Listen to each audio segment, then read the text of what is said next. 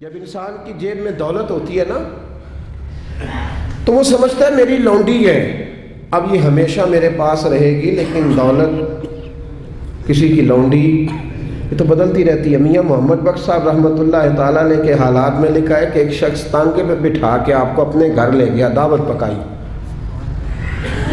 تو تانگا جب گزر رہا تھا نا تو وہ بتا رہا تھا حضرت صاحب یہ زمین بھی میری ہے، وہ والی بھی میری ہے، یہ والی بھی میری ہے، اور وہ سامنے باغ بھی میرا ہے۔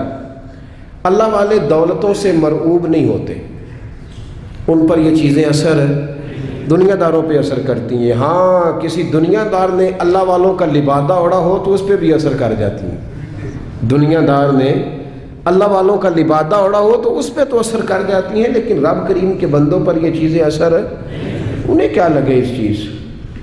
تو وہ جب باز نہ آیا، کئی بندے مجبور کر دیتے ہیں جواب دینے کے لیے، دل نہیں کر رہا ہوتا، لیکن وہ اس کثرت سے گفتگو کرتے ہیں کہ کئی جگہ پہ بات کرنی پڑ جاتی ہے۔ جب اس نے بہت زیادہ اس بات کو طول دیا نا، وہ بھی میری، یہ بھی میری، فلاں بھی میری، بڑا اللہ کا کرم ہے جی، بڑا اللہ نے نوازا ہے، دیر ہو گئی اسے ایک ہی بات کرتے تو میاں صاحب رحمۃ اللہ علیہ بول پڑے، فرمانے لگے یہ بتا کہ اب تو یہ تیری ہے، تو تجھ سے پہلے یہ زمین کس کی تھی؟ تجھ سے پہلے؟ کہنے لگا جی فلانے کی۔ تو آپ فرمانے لگے چلو یہ تو تجھے پتہ ہی ہوگا کہ تیرے بعد کس کی بنے گی۔ چپ کر گیا۔ تو آپ فرمانے لگے دانش منداں دا کم ناہی دل دنیا تے لانا، اس ووٹی کئی خامد کیتے۔ دانش منداں دا کم ناہی دل دنیا تے لانا، اس ووٹی تے کئی خامد کیتے۔ تو جو کیتا سو کھانا، کھا جاتی ہے جس کو بھی کرتی ہے، تو کس چکر میں الجھ گیا؟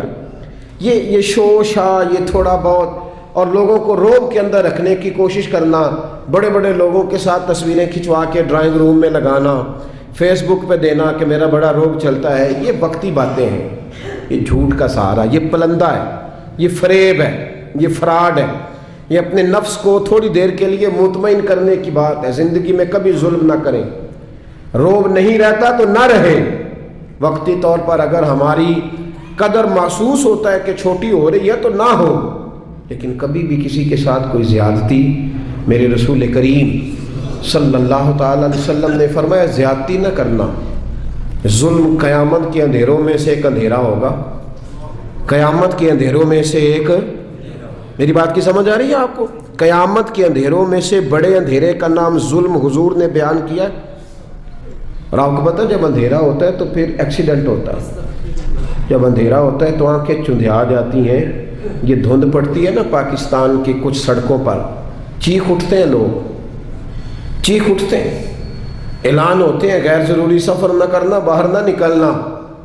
یہ عرش کا مالک صرف ہمیں بتاتا ہے کہ یہ تو وہ والی دھند ہے تو چند گھنٹوں کے لیے ہے، اس اندھیرے سے بچو جو قیامت کے دن تمہارے گرد چھا جائے گا، تمہیں خبر ہی نہیں ہوگی کدھر جانا ہے، راستہ ہی نہیں ملے۔ یہ صرف ہمیں دکھایا جاتا ہے، یہ تو ایک ہلکا سے چند گھنٹوں کے لیے ایک معاملہ ہے، اس سے بچو۔